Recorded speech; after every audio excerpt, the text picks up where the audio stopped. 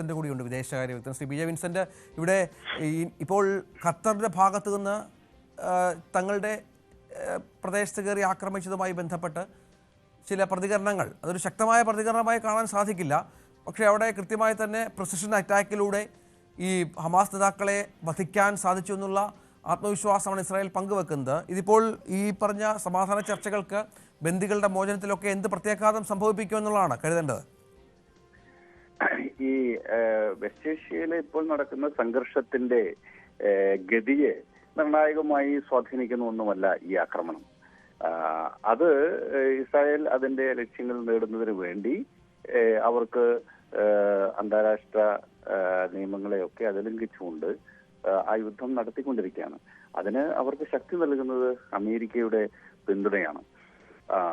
അപ്പോ കഴിഞ്ഞ 2022 October 7 Hamas ആക്രമണത്തെ തുടർന്ന് ആരംഭിച്ചിട്ടുള്ള ഗസ യുദ്ധം, അതിൽ എല്ലാ അന്താരാഷ്ട്ര മര്യാദകളും അതിലംഘിച്ചുകൊണ്ട് ആ മേഖലയിലെ അറബ് പരമാധികാര രാഷ്ട്രങ്ങളെ ഇസ്രായേൽ ആക്രമിച്ച് തകർത്ത് തരിപ്പണമാക്കിയിട്ടുണ്ട്. സിറിയനെ ആക്രമിച്ചു, ലെബനനെ ആക്രമിച്ചു, യമൻ ആക്രമണത്തിന് വിധേയമായി ഇറാനെ ആക്രമിച്ചു. 12 ദിന യുദ്ധം. അതിന്റെ തുടർച്ചയിലാണ് ഇപ്പോൾ ഖത്തറും ആക്രമിക്കപ്പെട്ടത്. ഖത്തറിന്റെ ആക്രമണത്തിന് സവിശേഷമായ മാനങ്ങളുണ്ട്.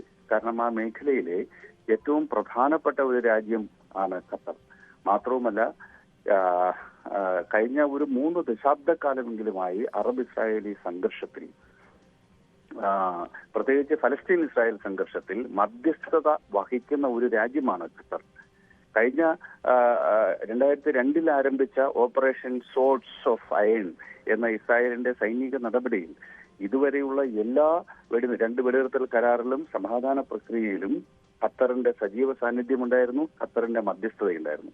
ഏറ്റവും അവസാനമായി ഖത്തറും ഈജിപ്തും കൂടെ മുന്നോട്ട് വെച്ച വെടിനിർത്തൽ ഏകപക്ഷീയമായി ഹമാസ് അംഗീകരിക്കുകയുണ്ടായി, എന്നാൽ ഇസ്രായേൽ അംഗീകരിച്ചിട്ടില്ല. ഇപ്പോൾ തന്നെ ഒരു നീണ്ടു നിൽക്കുന്ന സമാധാന പ്രക്രിയയിലേക്ക് കാര്യങ്ങൾ എത്തിക്കുന്നതിന് വേണ്ടിയിട്ടുള്ള ചർച്ചയ്ക്കുള്ള പ്രതിനിധി സംഘമാണ്, ഹമാസ് പ്രതിനിധി സംഘമാണ് ഖത്തറിൽ എത്തിയിട്ടുള്ളത്. അതിന്റെ തലവൻ ഖലീൽ അൽ ഹയ്യ ഇന്നലെ ഖത്തറിന്റെ അമീർ അബ്ദുറഹ്മാൻ അൽ താനിയുമായിട്ട്, ഷെയ്ഖ് മുഹമ്മദ് ബിൻ അബ്ദുറഹ്മാൻ അൽ താനിയുമായി ചർച്ച നടത്തിയിരിക്കുന്നു. അപ്പോൾ ഈ സമാധാന പ്രക്രിയ നടന്നുകൊണ്ടിരിക്കെ ആ സമാധാന പ്രക്രിയയിൽ പങ്കെടുക്കുന്ന ഒരു പ്രതിനിധി സംഘത്തെ ആക്രമിക്കുക എന്നുള്ളത് ലോക ചരിത്രത്തിൽ കേട്ടുകേൾവി പോലുമില്ലാത്ത കാര്യമാണ്. നമ്മൾ ചില ക്രൈം സീരീസിലും സിനിമകളിലും ഒക്കെ കാണുന്നുണ്ടല്ലോ, 2 മാഫിയ സംഘങ്ങൾ സമാധാന ചർച്ചയ്ക്ക് വിളിച്ചു വരുത്തി ഒരു സംഘം മറ്റൊരു സംഘത്തെ വകവരുത്തുന്നതൊക്കെ സിനിമയിൽ മാത്രം കണ്ടിട്ടുള്ളതാ. ആഗോള രംഗത്ത് അത് അസാധ്യമായ കാര്യമാണ്, അത് ചെയ്യാൻ പാടില്ല. ഇവിടെ ഇസ്രായേൽ അടക്കം പങ്കാളിയായിട്ടുള്ള ഒരു സമാധാന പ്രക്രിയയിലെ ഹമാസിന്റെ പ്രതിനിധി സംഘമാണ് ഖത്തറിലെത്തിയിട്ടുള്ളത്. അവരെ ആക്രമിച്ചു എന്ന് പറഞ്ഞു കഴിഞ്ഞാൽ അത് അന്താരാഷ്ട്ര നിയമങ്ങൾക്ക് വിരുദ്ധമാണ് എന്ന് ലളിതമായി പറഞ്ഞു പോകുന്നതിൽ മാത്രം ഒതുങ്ങുന്ന ഒരു കാര്യമല്ല, ഒന്നാമത്തത്. രണ്ടാമത്തെ കാര്യം, ഖത്തർ എന്ന രാജ്യത്തിന്റെ സ്റ്റാറ്റസ് ആണ്. ലോകത്തിലെ എല്ലാ സമ്മേളനങ്ങളും നടക്കുന്ന ഒരു സ്ഥലമാണ് ഈ ദോഹ. അവിടെ IMFന്റെയും വേൾഡ് ബാങ്കിന്റെയും ദോഹ വട്ട ചർച്ചകൾ അവിടെ നടക്കുന്നു, സാമ്പത്തിക ഉച്ചകോടി നടക്കുന്നു, ലോകരാജ്യങ്ങളിലെ വിവിധ സംഘർഷങ്ങളിൽ സമാധാന ചർച്ചകൾ നടക്കുന്നു. അങ്ങനെ ലോകത്തിലെ ഒരു കോസ്മോപൊളിറ്റൻ നഗരമാണ് ദോഹ. അതുപോലെ ഖത്തർ ആകട്ടെ ലോക സമാധാനത്തിൽ വലിയ സംഭാവന നൽകിക്കൊണ്ടിരിക്കുന്നത്. എവിടെ സംഘർഷമുണ്ടായാലും അതിൽ മധ്യസ്ഥ വഹിക്കുവാനും പരസ്പരം ഏറ്റുമുട്ടുന്ന രാജ്യങ്ങൾക്ക് ഒരു ന്യൂട്രൽ സ്റ്റേറ്റിൽ നിന്ന് സമാധാന ചർച്ച നടത്തണമെങ്കിൽ അതിന് ആദ്യം സൗകര്യമൊരുക്കി കൊടുക്കുന്ന ഒരു രാജ്യമാണ് ഖത്തർ. അതിന്റെ എല്ലാം കേന്ദ്രം ഈ ദോഹയാണ്. വേൾഡ് കപ്പ് ഫുട്ബോൾ ടൂർണമെന്റ് നടത്തിയ രാജ്യമാണ്. വലിയ സാമ്പത്തിക ശക്തിയാണ്. അപ്പോൾ ഒരു കുഞ്ഞൻ രാഷ്ട്രമാണെങ്കിലും അത് അന്താരാഷ്ട്ര ബന്ധങ്ങളിൽ സജീവമായി ഇടപെടുകയും വലിയ സംഭാവനകൾ നൽകുകയും ചെയ്തുകൊണ്ടിരിക്കുന്ന ഒരു രാജ്യമാണ്. അങ്ങനെയുള്ള ഒരു രാജ്യത്തെ കടന്നാക്രമിക്കുക എന്നുള്ളത് അത്യന്തം ഹീനമായ കുറ്റകൃത്യമാണ്.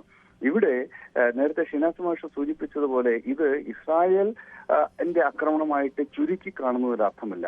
അത് ഇസ്രായേൽ അമേരിക്ക അച്ചുതണ്ടിന്റെ ആക്രമണമാണ്. അമേരിക്ക അറിയാതെ ഇങ്ങനെ ഒരു കാര്യം ചെയ്യില്ല. ഇവിടെ ഏറ്റവും പ്രധാനപ്പെട്ട കാര്യം ഇസ്രായേലിനെതിരായിട്ട് വെസ്റ്റ് ഏഷ്യയിലുള്ള പ്രവർത്തിക്കുന്ന സംഘങ്ങൾ, അത് ഇറാന്റെ നേതൃത്വത്തിലുള്ള ഷിയ സഖ്യം അടക്കമുള്ളവ ഏറെക്കുറെ പൂർണ്ണമായി തന്നെ തകർക്കപ്പെട്ട ഒരു സാഹചര്യമാണുള്ളത്. അപ്പോൾ ഈ ഒരു സാഹചര്യത്തിൽ പൂർണ്ണമായിട്ട് ആ മേഖല റീഡിഫൈൻ ചെയ്യുക എന്നുള്ള നിലയിലേക്ക് ഇസ്രായേൽ കാര്യങ്ങൾ നീക്കുന്നു എന്ന് വേണം കരുതാൻ. അതിന് അമേരിക്കയുടെ പിന്തുണയുമുണ്ട്. ഒരു പ്രധാനപ്പെട്ട കാര്യം എനിക്ക് സൂചിപ്പിക്കാനുള്ളത്, ഇന്ത്യയുമായിട്ടുള്ള സൗഹൃദത്തെ പോലും മറികടന്ന് പശ്ചിമേഷ്യൻ സാഹചര്യം അമേരിക്ക ഇസ്രായേൽ അച്ചുതണ്ടിന് അനുകൂലമാക്കാൻ ട്രംപ് ഭരണകൂടം നടത്തിയ ശ്രമമാണല്ലോ ഇന്നത്തെ ഇന്ത്യ അമേരിക്ക സംഘർഷത്തിന്റെ മൂലകാരണം. അത് വളരെ പ്രധാനപ്പെട്ട കാര്യമാണ്. നോക്കൂ, ഈ ഷിയ സഖ്യത്തിനെതിരെ സുന്നി സഖ്യം രൂപപ്പെടുത്തുവാനും ഖത്തർ അതുപോലെ ടർക്കിയെ, ഈ രണ്ട് രാജ്യങ്ങളും പൊതുവെ പലസ്തീൻ കോസിനോട് ഐക്യപ്പെട്ടു നിൽക്കുന്ന രാജ്യങ്ങളാണ്. അവരെ തിരിച്ച് ഇസ്രായേൽ അമേരിക്കയുടെ പാളയത്തിലേക്ക് എത്തിക്കുവാനും വിശാല സുന്നി സഖ്യത്തിന്റെ ഭാഗമായി പാകിസ്ഥാനെ കണ്ണു ചേർക്കുവാനും അമേരിക്ക പരിശ്രമിച്ചു. അതിൽ അമേരിക്ക വിജയിക്കുകയും ചെയ്തു. അങ്ങനെയാണ് അതിന്റെ ഭാഗമായിട്ടാണ് ഓപ്പറേഷൻ സിന്ദൂർ അടക്കമുണ്ടാകുമ്പോൾ ഇന്ത്യക്ക് അനുകൂലമായ നിലപാടല്ല അമേരിക്ക സ്വീകരിച്ചത്. അപ്പോൾ ഇതെല്ലാം സൂചിപ്പിക്കുന്നത് വിശാലമായ അർത്ഥത്തിൽ അമേരിക്ക ഇസ്രായേൽ അച്ചുതണ്ട് പശ്ചിമേഷ്യയെ നിർണയിക്കാൻ തീരുമാനിച്ചിരിക്കുന്നു. വിൻസെന്റ്, താങ്കളുടെ പ്രതികരണത്തിന്. ഏതായാലും ഇപ്പോൾ വലിയ ആക്രമണം അത് വളരെ കൃത്യമായി തന്നെ ഇസ്രായേൽ നടപ്പിലാക്കിയിരിക്കുന്നു. ലോകരാജ്യങ്ങളെ ഞെട്ടിച്ച്, പ്രത്യേകിച്ചും ഖത്തറിൻ്റെ സ്ഥലത്ത് കയറിയുള്ള അറ്റാക്ക് എന്ന് പറയുമ്പോൾ അതിൻ്റെ പ്രത്യാഘാതം എന്തായിരിക്കും എന്നുള്ളത് വരും ദിവസങ്ങളിൽ കാത്തിരുന്നു കാണണം.